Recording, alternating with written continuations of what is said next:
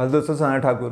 दोस्तों, किसी ने लिखा है कि how to tie with builder on payment. मैं समझा ही नहीं, बट क्या टाई अप कैसे करें ऐसा मैं समझ रहा हूँ, पेमेंट का तो नहीं समझा। तो भाई सिंपल है यार, कहीं भी जाओ और जाके उसको बोलो मेरे पास क्लाइंट है, कोई भी बिल्डर का कंस्ट्रक्शन का काम चालू है, जहाँ भी आप काम कर रहे हो 10 20 50 किलोमीटर तक के एरिया में जाओ, अपना एक विजिटिंग कार्ड दो और बोलो कि सर मेरे को ये प्रोजेक्ट का इन्फॉर्मेशन लेना था, मेरे पास एक दो क्लाइंट है जो इंटरेस्टेड है, उनको प्रॉपर्टी खरीदनी है। उनके फ़ायदे की बात करो, वो आपने को सब बताते हैं। ये हो गया तो पूछ लो उनसे कि भाई अब क्या करना पड़ेगा, नेक्स्ट स्टेप क्या है। कुछ जो चैनल पार्टनर बनने के लिए कोई डॉक्यूमेंट आपको लगते हैं, आपके पास रजिस्टर्ड करके रखना पड़ता है या क्या है, तो वो बताएंगे भाई पैन कार्ड दे दो, आधार नंबर दे दो, आपका रेरा नंबर दे दो, बिल्डर और अलग से कुछ नहीं लगने वाला है। वो सब आप उसको दे दो जो भी डॉक्यूमेंट लगता है। अलग अलग बिल्डर है वो बता देंगे, ये आपको मेल करेंगे कि ये 3 चीज़ें मेरे को व्हाट्सअप भी कर दो, मेल पे भेज दो और आपका रजिस्ट्रेशन हो गया।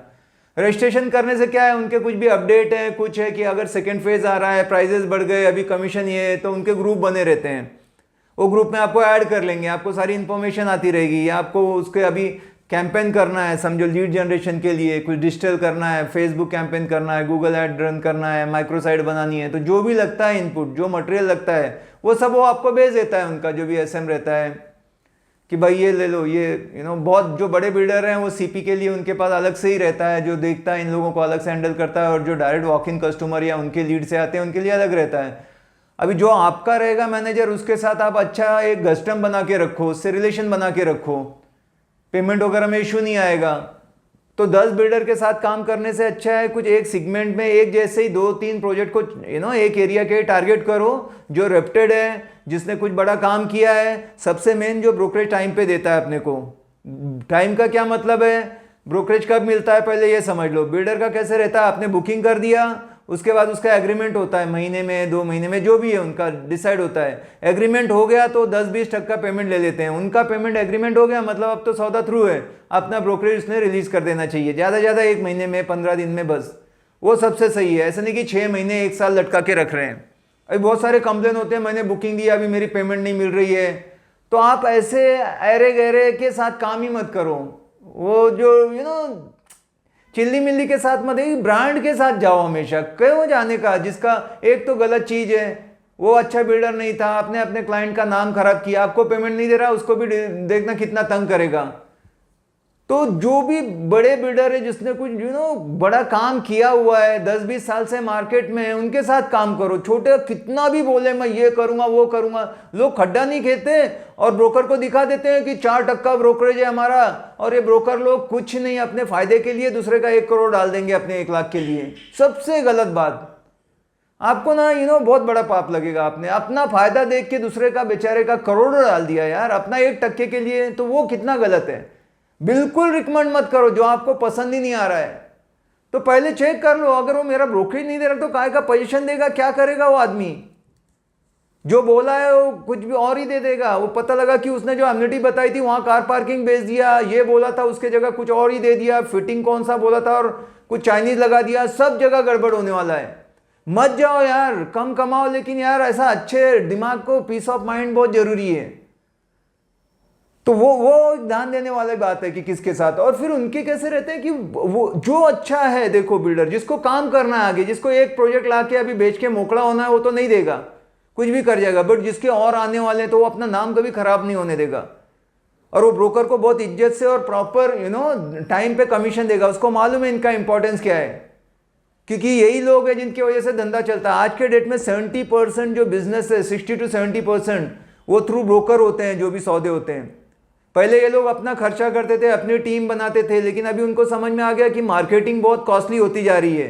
पहले 10% लगता था, 20% लगता था, अभी उसके ऊपर जा रहा है। कंपटीशन इतना ज़्यादा है लीड का, और ऊपर से भी सब जिसको मिल गया खींच लेते हैं। तो बेटर है कि यार ये अपन जो मार्केटिंग में डाल रहे थे पैसा, खुद का वो ब्रोकर को दे दो और वो उसके थ्रू बिजनेस करो। ये मेरे को अभी बताया, एक बंदा आया था 99 का, बोला कि अभी ब्रोकर लोग, ये बिल्डर लोग जितना खर्चा करते थे ना हम पे, अब नहीं करते। वो बहुत रिड्यूस कर दिया। रहता है उनका प्रेजेंस, रहता है प्रोजेक्ट के हाईलाइट रहते हैं, क्या क्या है, लेकिन ज़्यादा वो डिपेंड अभी ब्रोकर पे होते जा रहे हैं। तो उन्हीं के साथ काम करो। अब उसमें जो अच्छा दे रहा है डेफिनेटली, अभी उनके स्लैब रहते हैं, महीने में 1 बेचा तो 2%, 2 बेचा तो 3%, ऐसे रहता। तो इसीलिए किसी एक पे ही फोकस करो। उससे क्या होगा, आप हमेशा बड़े स्लैब में रहोगे। 5 लोगों के 5 अलग अलग एक एक बेचने से अच्छा एक के 5 बेचो, आपको 3-4 टक्का मिलेगा, मतलब सेम काम पे डबल आपको पैसा मिलेगा। स्मार्ट काम हो गया ना, ये है, ध्यान रखो।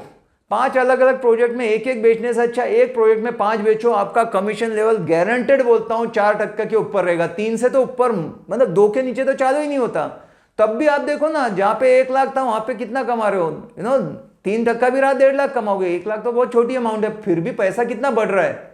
तो उसी पे सारा करो ना, और उसकी की मास्टर कर लो। मैं तो कभी भी 10 चीज में नहीं जाता बॉस, एक का इतना अपने को समझना चाहिए ना कि सब कुछ उसके बारे में पता है। जैसे 2-3 बार आप सुन लेते हो, कोई भी जाते हो बिल्डर का दिखाने, अगर वो डेमो फ्लैट या जो उनका प्रोजेक्शन रहता है वो दिखाते हैं कि यहाँ पे ऐसा है, बना रहता है खाका। 3 बार तो अपन, चौथी बार उससे अच्छा अपन बता सकते हैं क्लाइंट को, जरूरत ही नहीं पड़नी चाहिए। या जो सैंपल फ्लैट है दिखाने के लिए कि हाँ भाई जरा मेरे क्लाइंट को बता, खुद अपन हैंडल करना चाहिए। जितना आप शुरू से लास्ट तक क्लाइंट को खुद हैंडल करोगे ना, रिजल्ट आपके बढ़ जाएंगे। डिपेंडेंसी नहीं होनी चाहिए। और जो आदमी इतना धंधा देने लगता है तो कैसा होता है कि उसको सब पहचानते हैं। वहां पे जो भी सेल्स की मार्केटिंग की टीम रहेगी, चाहे उनका डायरेक्टर रहेगा या वाइस प्रेसिडेंट रहेगा, वो आपको नाम से पहचानना चाहिए। अरे यार ये क्या सनत भाई, उसको फोन कर दिया, यार मेरा थोड़ा सा पेमेंट खत्म क्लियर करो ना, तुरंत होना चाहिए। उसको मालूम है नहीं तो धंधा रुक जाएगा। इसके अलावा वो लोग बहुत सारे प्रमोशन रखते हैं, कभी वॉच देंगे, कभी घड़ी देंगे, कभी गाड़ी देंगे। जो भी अच्छे कर रहे हैं, एक तो 5-6 टक्के में काम कर रहे हैं, नहीं तो वो लोगों को स्पेशल गिफ्ट, ये नहीं तो दुबई भेजेंगे, गोवा भेजेंगे, कुछ ना कुछ और एक्स्ट्रा मिलता है। इसलिए हर प्रोजेक्ट पे पीछे मत भागो। एक प्राइस रेंज में 2-3 सिमिलर, क्योंकि एक को ही दिखा के काम नहीं चलेगा। उनको 2-3 का ऑप्शन रखो और वहीं पे फोकस करो। लगता है तो एक आदमी उधर ही बिठा दो परमानेंट, खुद बैठना है तो खुद उधर जाके, अपने ऑफिस की जरूरत नहीं है, उधर ही जाओ और काम करो। और काम के लिए भी मैंने बोला था कि अभी लीड कहां से लाएंगे, ज्यादा खर्चा इधर उधर करने से अच्छा एक डेटा मिलता है जिसको बोलते हैं VDNB डेटा, मतलब विजिट डन नॉट बुक। वो दे देते हैं जो बिल्डर के यहाँ घूम के आए हुए क्लाइंट हैं, उनको बैठ के वहीं से कॉल लगाते रहने का।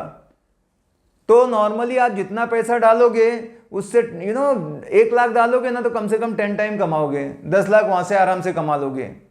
बढ़ गया तो फिर टेलीकॉलर रखो। पर कुछ मतलब मैंने जितने भी सक्सेसफुल देखे, जैसे कई दोस्त थे तो गोदरेज के ही पूरे पूना के गोदरेज प्रोजेक्ट पे सब पे एक आदमी वो भेज देता है, एंड हस्बैंड वाइफ की उनकी टीम बन गई है, वो टेलीकॉलिंग वगैरह करके सब मैनेज करते रहती है। ये बंदा थोड़ा देख लेता है, ऑफिस की कोई जरूरत नहीं है, हर बार वो टॉप पे रहता है।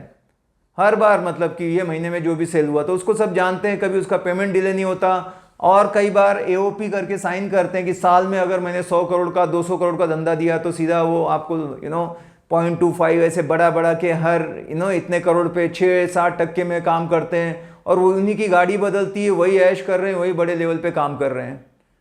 ठीक है, और फिर मास्टरी हो जाती है ना कि कुछ आने भी वाला है तो सबसे पहले प्री लॉन्च, सॉफ्ट लॉन्च इनको खबर हो जाती है। और ये पूरे चैनल में जितने लोगों को जान जाते हैं तो उनका एक एडवांटेज रहता है थोड़ा सा बाकियों से, एकदम नए बिल्डर के साथ एक बार काम करने से। तो ये कुछ चीज़ें हैं जो आप करोगे तो अच्छा कर सकते हो। तो यही है बस। और अगर आपको लगता है कि यार पेमेंट हो नहीं हो तो जरूर आप साइन करा के लो, MOU साइन कराओ। अगर बाद में पेमेंट नहीं आता तो आप उसके ऊपर लीगल एक्शन ले सकते हो। भाई मैंने बुकिंग की तो वो फॉर्म जो उनका रहता है उस पर जरूर एक फोटो ले लो अपने पास, ये देखो मेरे क्लाइंट ने बुकिंग करके गया, कल दूसरे ब्रोकर के थ्रू या डायरेक्ट जाने लगा तो आपको हक आपका मिलना ही चाहिए। तो ऐसा कुछ इंश्योर करो। और अगर कभी गलती से किसी ने नहीं किया तो छोड़ दो काम उसका, और उसको थोड़ा सोशल मीडिया में एक्सपोज करो कि भाई ने ऐसे किया। गपचुप मत बैठो कि आपका लॉस किया, बोलो मैं जाके सबको छोड़ूंगा नहीं, बताऊंगा उसके बारे में, रिव्यू उसका जाके चेक करके डालो उसके बारे में। तो वो डर जाना चाहिए यार, इसको चुप कराओ नहीं तो एक के चक्कर में 10 और जाएंगे। आजकल सोशल मीडिया का जमाना है, बहुत डेंजर चीज है। 2 मिनट में ऐसी चीजें नेगेटिव, उनको फिर से इमेज बनाने में बहुत टाइम लग जाएगा। एक नेगेटिव डाल दिया तो उनको भी थोड़ा ऐसा लगना चाहिए, ऐसे नहीं कि नहीं दिया अरे दे देंगे, भाग रहे हैं क्या आजकल घुमा रहे हैं। बोलने का देखो बहुत हो गया, मैंने काम किया, मेरा पैसा चाहिए, नहीं तो देखो अब मैं तो ये करूंगा, सब तैयार कर दो। तो देखना अपने आप सब ठीक हो जाएंगे। ठीक है, okay, with this I have done, thank you so much, मिलते हैं अगले वीडियो में।